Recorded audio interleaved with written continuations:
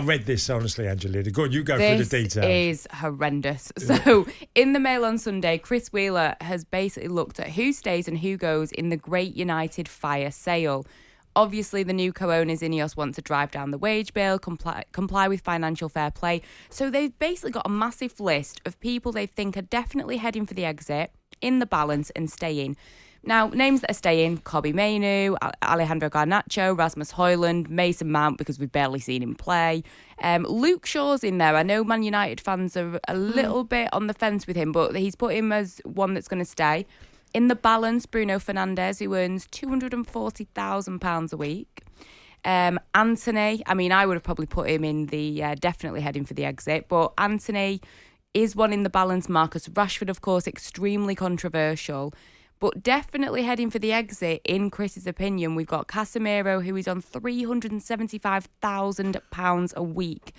Rafael Varane on £340,000 a week. Jadon Sancho, £250,000 a week. I could go on. How Anthony Martial's on £250,000 a week still, I don't understand. Names such as Donny van de Beek, who we were discussing this morning, forgot he was even still at the club. Yeah. Christian Eriksen probably heading for the exit door. Aaron Wan-Bissaka. It's just when you look at this list and you look how much money these players are earning and what they're doing on the pitch, it is horrendous. It's insane to think you could probably put 10 plus players on 200 grand a week plus. And that is unbelievable wage bill. That is just extraordinary. Reading it, and look, I don't know if these numbers are exact, but they're probably not that far off. Exactly. So astounding that this club's got themselves in a situation where the wage bill is just so rigid. And don't get me wrong, there's other clubs with huge wage bills, but it just feels this Man United one is just beyond belief. I water him. See the signings such as Casemiro and Rafa Varane. When they came to the club, it was very much so the Glazers out, protests was happening. Yeah. It almost felt like a bit of a plaster over a huge wound, right? But they were big Champions League proven players coming to the club.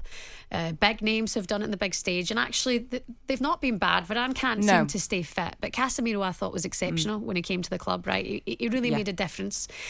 But now you are looking at the wages. You've got to look at the performances this season, and you're going, where are they incentivised to work hard when they're that safe on that money? I tell you, this is the thing that really bothers me, okay? Well, if you'd have said to me before the transfers happened, Rafael Varane, too many injuries. If you look at his record as a player at Real Madrid, he averaged just over 20 games per season in La Liga. Yeah. So that in itself is a problem. You're paying him a fortune. You're going to have to give him a 4-year deal. You're going to have to pay a big sign-on fee. Casemiro, likewise, it's the fee plus the huge wages. A guy that's 30, 31 when you buy him.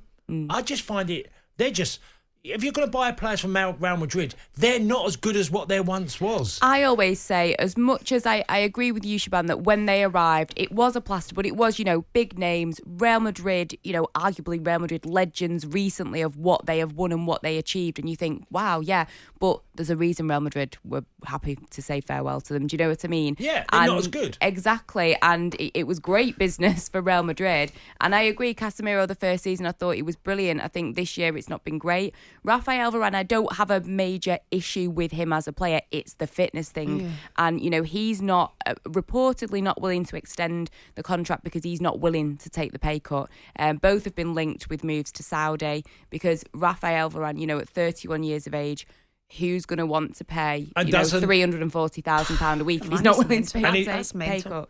I mean, how can you not be wanting to take a pay cut? Do you think someone's really going to give you that money? I kind of rate that he values himself that high. He's like, you know what? I'm not going for that. I think the old romantics, the romanticism of football, you want to see them go, yeah, I can take a pay cut because I love this club. No, it really doesn't exist. There's no loyalty like that. You've got to look at Ipswich today, right? The average weekly salary of a player at Ipswich is £9,000.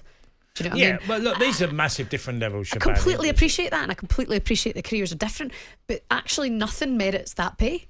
No. Nothing merited them getting those salaries. The unfortunate thing is that you merit that pay when you play for Real Madrid because someone thinks you're a Galactico, you're coming across, you've won everything, you've got a CV that's incredible. Yep. Then someone goes, well, I'll have to pay him that. It's like, well, no, we don't do that deal. Man United need to get back, and this is going to happen at Old Trafford without a doubt. Looking for deals that are steals as well. Buying someone for 20 million is going to be a big star from further down the line. They need to be doing these type of deals. I completely agree. As well. I mean, and future-proofing as well. And actually, that's where sometimes Ten Hag, we're talking about the criticism that, the disrespect towards managers at the minute. He has brought through their younger players. He has done that. I mean, he's made sure he's done that job. Kobe Mainoo, who's probably going to go and represent England at such a young age. Garnacho, making sure that he's there and part of every single time. Bringing in Rasmus Højlund. Okay, I know the Anthony thing didn't go to plan, but he's making sure that the younger players are there. And if he wants that project to go to plan, then he's going to need time too. But the older players, Marcus Rashford debate, we're talking about it needing £315,000 a week, Marcus Rashford. It's outstanding. The numbers are mind-boggling. They really are. But, I mean, speaking of Eric Ten Hag and, respect and disrespect and everything, it seems like on the back page of the Sunday Mirror, Bayern want Ten Hag, and he and his team are quite upset that he's not had the public backing from Sir Jim Ratcliffe. He's fluent in German, aware of their philosophy, well liked by the director, president, sporting director over there. He actually managed Bayern's B team from 2013 to 2015. And, if United are going to sack him, that could be his next port of call, but it would take £20 million to pay off Ten Hag and his staff. So that's one for Jim to be thinking about. Very little respect from the media and from fans, but you'll be minted. So, it's fine.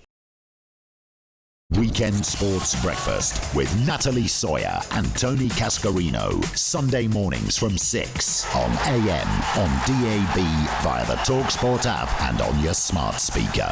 talkSPORT.